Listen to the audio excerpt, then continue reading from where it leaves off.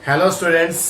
तो हमारी series of lecture 12th class की इलेक्ट्रोस्टैटिक्स के लिए चल रही है। आप बाकी के लेक्चर्स के लिए आप मेरे चैनल पे जाएं और प्लेलिस्ट में जाएं फॉर 12th क्लास और लेक्चर्स को देखें। आज का हमारा टॉपिक है polar and non polar dielectrics. जो डाइलेक्ट्रिक्स होते हैं, वैसे तो आपको पता चल रहा है वर्ड से ही, डाई इलेक्ट्रिक यानी कि डबल इलेक्ट्रिक। इसके दो एज होंगे, एक पॉजिटिव और एक नेगेटिव। लेकिन क्या without any external electric field इसमें पॉजिटिव एंड नेगेटिव एज होते हैं या नहीं होते हैं, ये किस तरीके से होता है, तो हम इसके बारे में बात करते हैं। तो आपके पास में दो तरीके के मॉलिक्यूल्स होते हैं, एक तो होता है पोलर मॉलिक्यूल्स और एक होते हैं नॉन पोलर मॉलिक्यूल्स।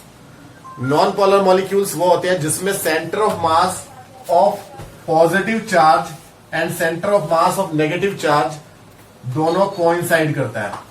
मान लिया जाए जिसमें इलेक्ट्रॉन्स चारों तरफ फैले हुए हैं और बीच में पॉजिटिव न्यूक्लियस है, तो पॉजिटिव न्यूक्लियस का भी सेंटर ऑफ मास यही होगा और इस नेगेटिव इलेक्ट्रॉन का जो स्फीयर है, इलेक्ट्रॉन का क्लाउड बोल सकते हैं, उसका भी सेंटर ऑफ मास यहीं पर होगा। तो जो मोनो एटॉमिक मॉलिक्यूल्स होते हैं वो सारे के सारे क्या होते हैं, नॉन पोलर मॉलिक्यूल्स होते हैं।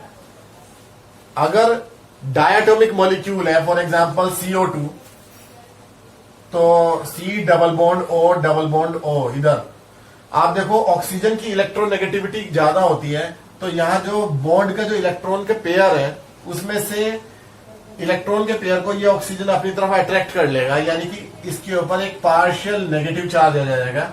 ऐसे ही इसके ऊपर, इस वाली ऑक्सीजन के ऊपर भी एक पार्शियल नेगेटिव चार्ज आ जाएगा और कार्बन के ऊपर उतना ही पार्शियल पॉजिटिव चार्ज आ जाएगा। डेल्टा नेगेटिव और इसके ऊपर 2 डेल्टा पॉजिटिव। पार्शियल का मतलब बहुत छोटा सा ये चार्ज है।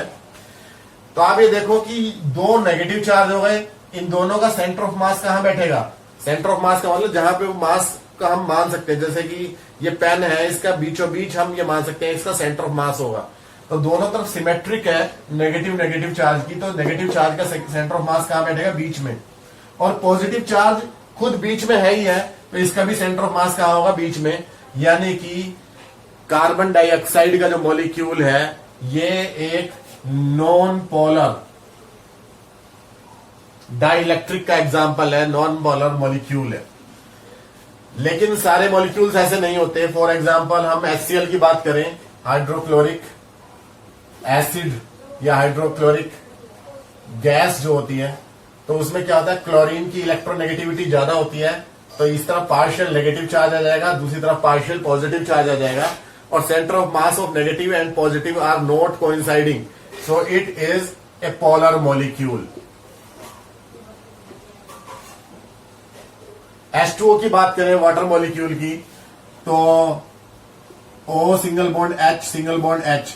फिर से आपको पता होना चाहिए केमिस्ट्री से कि ऑक्सीजन की इलेक्ट्रोनेगेटिविटी यानी कि इलेक्ट्रॉनों को अपनी तरफ अट्रैक्ट करने की क्षमता ज्यादा होती है, तो इसलिए यहां से भी इलेक्ट्रॉन का पेयर ऑक्सीजन की तरफ चला जाएगा और यहां से भी इलेक्ट्रॉन का पेयर ऑक्सीजन की तरफ चला जाएगा।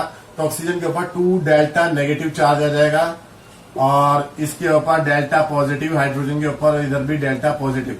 तो यहां ये आप ये देख सकते हैं कि H2O का जो मॉलिक्यूल है वो एक नॉन लीनियर मॉलिक्यूल है। ये जब CO2 था ये लीनियर मॉलिक्यूल था, ये नॉन लीनियर है, इसके अंदर एक बॉन्ड एंगल है, तो इसीलिए centre of mass of negative charge is not coinciding with centre of mass of positive charge, क्योंकि पॉजिटिव चार्ज का सेंटर ऑफ मास तो यहां होगा और नेगेटिव चार्ज का ऊपर है, तो दोनों में डिफरेंस है। तो इसीलिए जो है ये पोलर मॉलिक्यूल है, ना कि नॉन पोलर मॉलिक्यूल है। तो इस तरीके से सभी मॉलिक्यूल्स या तो पोलर हो सकते हैं या नॉन पोलर हो सकते हैं। और जब हम इसे ऐसे शो कर सकते हैं पोलर मॉलिक्यूल्स को कि पोलर मॉलिक्यूल इंडिविजुअली एक तरफ नेगेटिव चार्ज और एक तरफ पॉजिटिव चार्ज इसमें होता ही है, लेकिन ये सब के सब रैंडमली ओरिएंटेड होते हैं।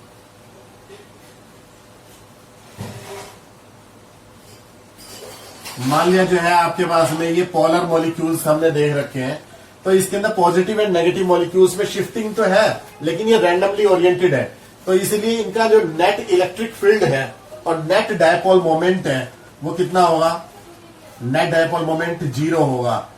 यानी कि ये पूरा जो एक सबस्टांस है ये डाइपोल की तरह बिहेव नहीं कर रहा है और इसका अपना कोई इलेक्ट्रिक फील्ड भी नहीं है। ऐसा तब तक है जब तक कि इसे एक्सटर्नल इलेक्ट्रिक फील्ड में ना रखा जाए। और जो नॉन पोलर होते हैं वो उसके अंदर तो पॉजिटिव और नेगेटिव दोनों एक जगह पे होता ही है, तो इसका भी नेट डाइपोल मोमेंट 0 होगा।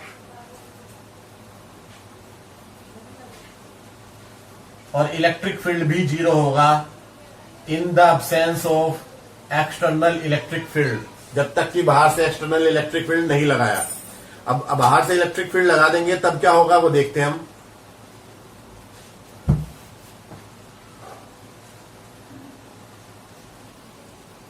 तो जैसे ही हम एक्सटर्नल इलेक्ट्रिक फील्ड लगाएंगे इसके ऊपर, मान लिया ये लेफ्ट साइड से राइट साइड की तरफ है, तो इन सब पोलर मॉलिक्यूल्स के ऊपर एक टॉर्क लगेगा जो इन्हें घुमाएगा, रोटेट करेगा, और ये सभी के सभी इस तरीके से ओरिएंटेड हो जाएंगे जब एक्सटर्नल इलेक्ट्रिक फील्ड लगा दिया तो, कि नेगेटिव तो इस तरफ आ जाएगा लेफ्ट साइड की तरफ और पॉजिटिव एंड राइट साइड की तरफ in the direction of electric field, क्योंकि टॉर्क इन्हें इसी डायरेक्शन में घुमाएगा। और टॉर्क के लिए हम डेरिवेशन कर चुके हैं अपने लास्ट लेक्चर्स में, टॉर्क ऑन इलेक्ट्रिक डायपोल। तो ये सारे के सारे पोलर मॉलिक्यूल्स जो हैं वो इस तरीके से ओरिएंटेड हो गए हैं।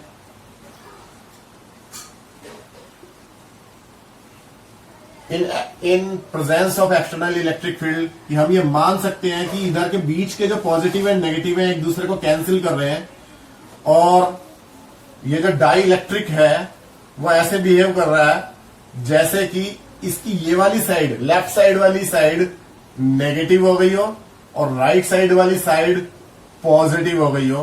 तो यानी कि इसके अंदर एक इंटरनल इलेक्ट्रिक फील्ड जनरेट हो गया है, E internal. External electric field तो ई है, तो रिजल्टेंट क्या हो जाएगा, E is equal to E dash is equal to E minus E I. यानी कि एक्सटर्नल इलेक्ट्रिक फील्ड में से इंटरनल इलेक्ट्रिक फील्ड को माइनस कर देंगे तो रिजल्टेंट इलेक्ट्रिक फील्ड आ जाएगा इन डायपोल। डायपोल जो है वो इलेक्ट्रिक फील्ड की वैल्यू को कम कर देता है। तो इस चीज की हमने एप्लीकेशन देखी थी कैपेसिटर के अंदर। तो अब आपके पास polar molecules, non polar molecules जो थे उसके अंदर centre of mass positive negative का एक ही जगह था, लेकिन जैसे ही हम इसको इलेक्ट्रिक फील्ड में रखते हैं तो इनके पॉजिटिव एंड नेगेटिव जो प्लेसेस हैं वो एक दूसरे की कंपैरिजन में शिफ्ट हो जाते हैं। यानी कि अब ये पॉजिटिव पार्ट राइट साइड में खिसक जाता है फोर्स लगने की वजह से, और नेगेटिव चार्ज जो है वो इलेक्ट्रिक फील्ड की अपोजिट डायरेक्शन में शिफ्ट हो जाता है। तो यानी कि ये भी बिल्कुल वैसे ही बिहेव करते हैं जैसे कि पोलर मॉलिक्यूल्स करते हैं। तो चाहे नॉन पोलर हो यानी कि जैसे कि CO2, और चाहे पोलर हो जैसे कि HCl, दोनों ही एक्सटर्नल इलेक्ट्रिक फील्ड में सेम बिहेव करते हैं, और ऐसे बिहेव करते हैं कि एक्सटर्नल इलेक्ट्रिक फील्ड की अपोजिट डायरेक्शन में इंटरनल इलेक्ट्रिक फील्ड जनरेट करते हैं, और जिससे कि resultant electric field E minus E I यानी कि पहले से कम हो जाता है, फील्ड डिक्रीज कर जाता है। रिजल्टेंट इलेक्ट्रिक फील्ड डिक्रीजेस, और जब इलेक्ट्रिक फील्ड डिक्रीज करता है तो पोटेंशियल डिफरेंस भी डिक्रीज करता है, because electric field depends on potential difference. तो पोटेंशियल डिक्रीज करता है, तो जब हम इसे कैपेसिटर के अंदर भरते हैं तो उसकी कैपेसिटेंस इंक्रीज करती है। ये कैपेसिटर होता है पैरेलल प्लेट कैपेसिटर, उसकी कैपेसिटेंस बढ़ जाती है जब उसके अंदर कोई डाइलेक्ट्रिक रखा जाता है। तो ये हमने थियोरेटिकल एक्सप्लेनेशन की है कि डाइलेक्ट्रिक डालने से कैपेसिटेंस कैसे बढ़ती है। तो आप इसे नोट कर लें।